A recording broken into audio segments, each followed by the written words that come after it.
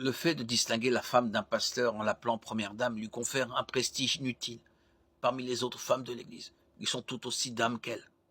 Se référer à quelqu'un comme première et ensuite la traiter en conséquence crée un précédent de privilèges et de droits spéciaux qui n'ont pas leur place dans l'Église de Dieu.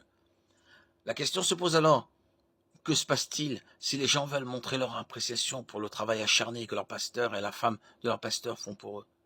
L'appeler première dame ne peut-il pas être une expression légitime de gratitude? N'est-il pas suffisant que le cœur des gens soit à la bonne place et qu'ils ne veuillent pas faire de mal à leur pasteur, au pasteur ou à l'Église? Enfin, les attentes concernant la première dame de l'Église finissent parfois par exercer une pression injuste sur la femme d'un pasteur. Parfois, tout ce qu'elle désire vraiment, c'est être l'aide de son mari et prier, enseigner d'autres femmes et servir sa famille d'église, comme le Seigneur l'a équipée et dirigée, sans aucun titre particulier. Nous devons faire attention à ne pas laisser les congrégations imposer des attentes extra-bibliques aux pasteurs et à leur famille. Personne dans l'Église ne devrait rechercher des titres parmi les autres croyants, en particulier un titre qui signifie premier en quelque chose.